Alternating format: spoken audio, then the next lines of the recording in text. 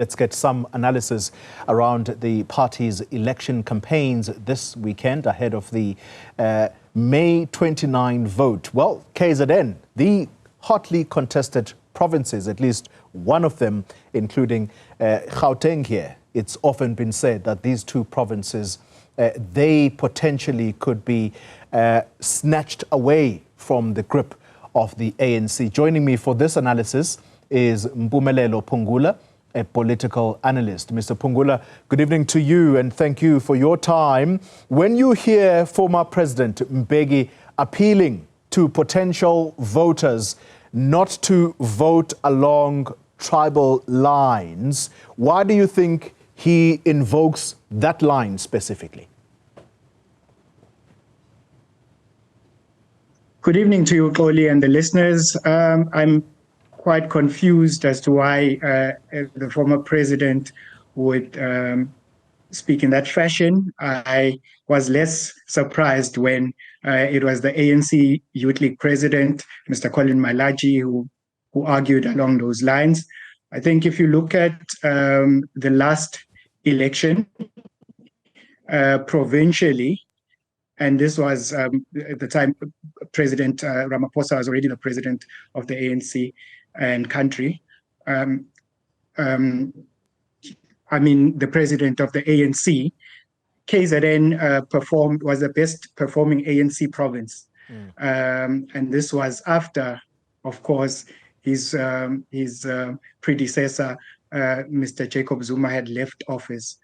This is also, I think it also plays into what was said by President Ramaphosa, I think during the 2021 riots in July, where he made a statement that quite a lot of analysts and scholars seem to have found to be problematic when he spoke about ethnic mobilization being possibly the cause of the riots in 2021. I think it's very careless for leaders at such a high level to make such statements, especially if they are not founded on any statistical data. So it's disappointing to hear that President Mbeki made those remarks. I thought I had read something in one of the newspapers about him. That's President Mbeki, or former President Mbeki, having said that KZN does not vote according to ethnic lines, going against the statement made by Colin Malachi. So I'm quite surprised, Tony. Yeah, let's talk about KZN and it being this battleground, this hot battleground for political parties. Can you put me into the picture as to what your assessment is between potential voters and their engagement with the political parties that are vying for their votes? And here, I'm not going to limit the scope to just the ANC, although we do read in the reports today suggesting that some of these ANC famous faces have been facing some very tough questions from the people that they are engaging on the ground. Are you able to fill us in as to what are the hot button issues in KZN? I think, Oli, in KZN, just like anywhere across the province, I think people are quite concerned about especially the crime rates in the province as well as the country. I think all states in the main exist to ensure the safety and security of their citizens. And in KZN, we are not also immune to the high crime rates. I think I haven't checked the recent statistics, but I know places like Inanda were ranking amongst the highest crime spots, especially for violent crimes. And there's quite a lot of other areas in KZN where violent crime is prevalent. I think this also has a ripple effect on other areas of public life. because if people are feeling unsafe, businesses also, especially given what we've seen in recent times where mafias have been taking over, like in the business space, you find random people demanding as much as 30% in people's businesses. I think this has a deterrent effect on people who would otherwise want to invest in the province.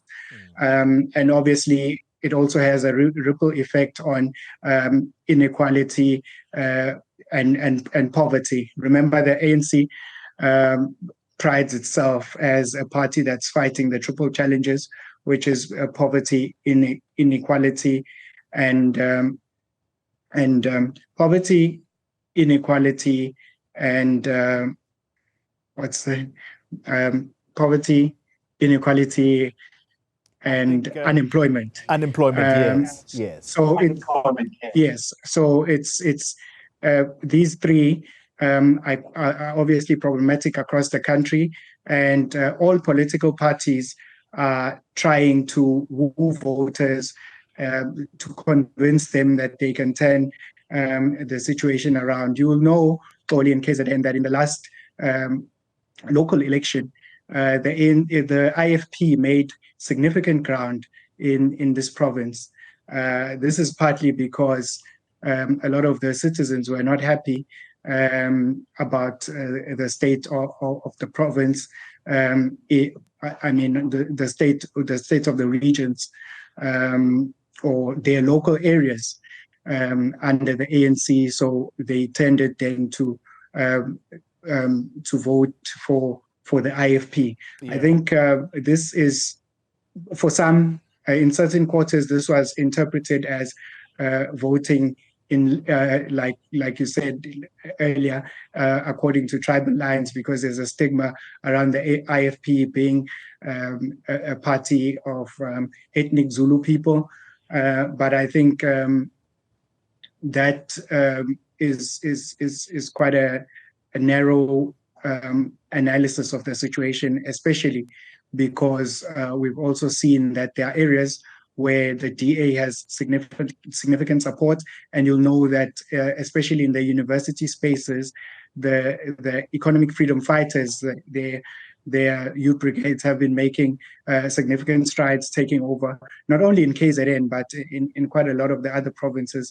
The EFF has been gaining support from the young people. So it's going to be really, really tricky for the ANC in this province because there's quite a lot of contenders. Mpumelelo Phungula, let me thank you very much for your time. Political analyst talking to us about the campaign trail in KwaZulu-Natal.